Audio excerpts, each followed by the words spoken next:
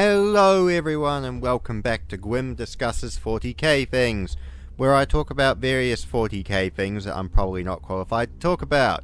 Alright, so I was listening to Mortis, the latest Siege of Terra novel, and a series of thoughts came into my mind that I wanted to talk about.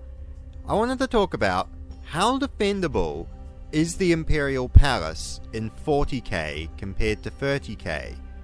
So I was kind of thinking about this because the defences of the Imperial Palace got pretty fucked up during the heresy and pretty well damaged, and the palace itself is sprawled into an ugly, disgusting grey mega hive.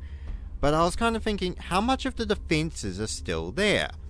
How much of it is still about? So I thought I'd like to just talk about the palace as it was versus the palace now and kind of have a few thoughts about this. So, the palace itself, well, we all know it's surrounded by the walls of the Imperial Palace, 1100 meters tall and 400 meters thick of rockcrete, ferrocrete, adamantium and plasteel, so that's still pretty well done.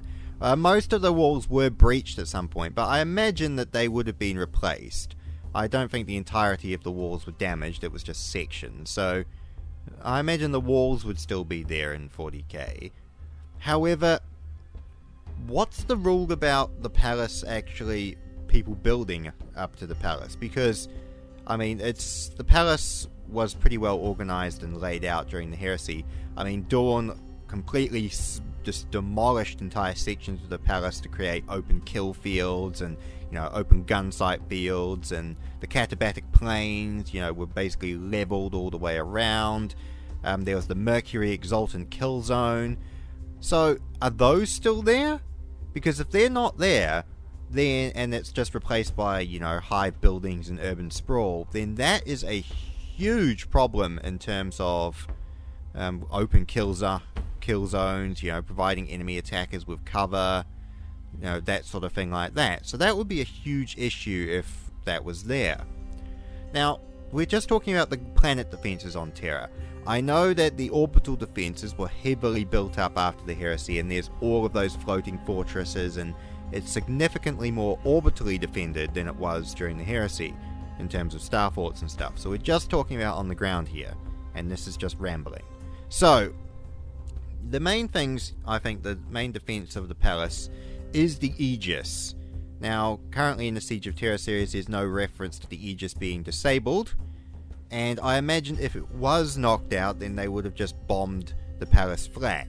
So we can establish to a reasonable degree that the palace Aegis is still intact. So the layered network of void shields would still be around in the in 42, it's the 42nd millennium. So you've still got the main outside walls, although you have to question if the kill zones are being cut off or not. And you've still got the palace Aegis. I imagine you'd still have a lot of the orbital guns and defences.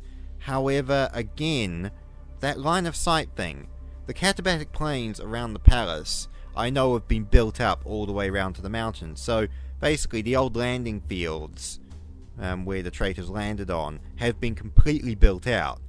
Now, this could be seen as a defendable advantage because it denies people landing sites aside from the two principal spaceports, the Lion's Gate and Eternity Port.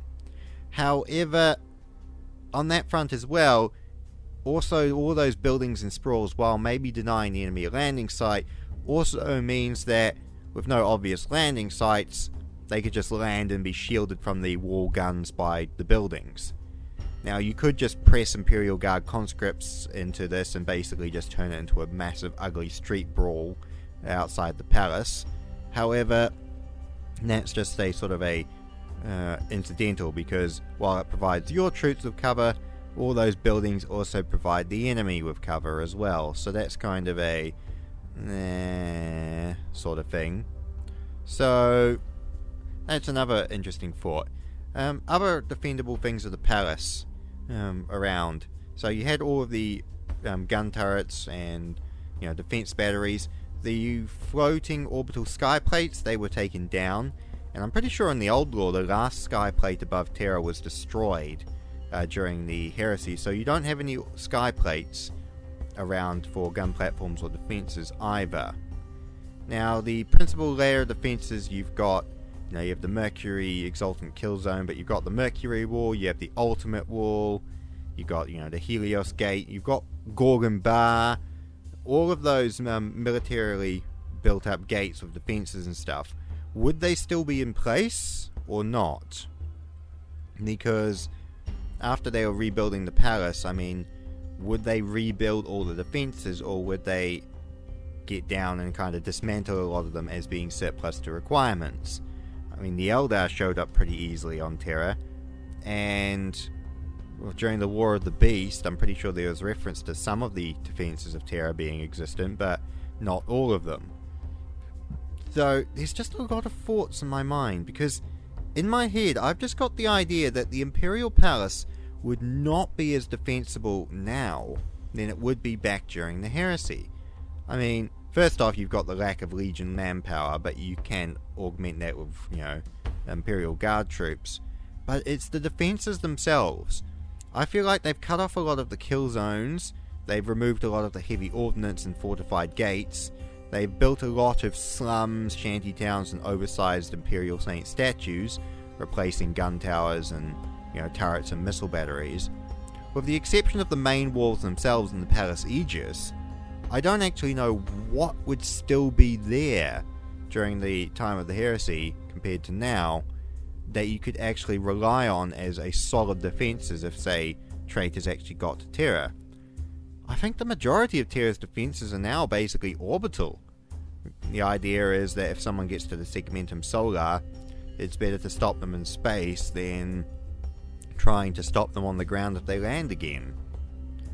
And my last thought on that is during the Watchers of the Throne series, when the Khorne invasion shows up and the custodians sally forth through the Lion's Gate out to fight them, there was absolutely no reference of the palace guns or the palace defenses. It was just referencing the infantry and Guilliman and the surviving members of the Terran Crusade. So does that mean they wouldn't use the palace guns are not working? Or does that mean that the palace guns wouldn't be used in that close range? It's an interesting thought.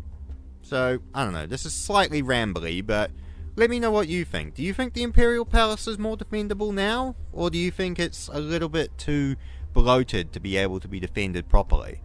So, let me know. Rant, well, not even rant, it's a weird ramble. Weird ramble, over.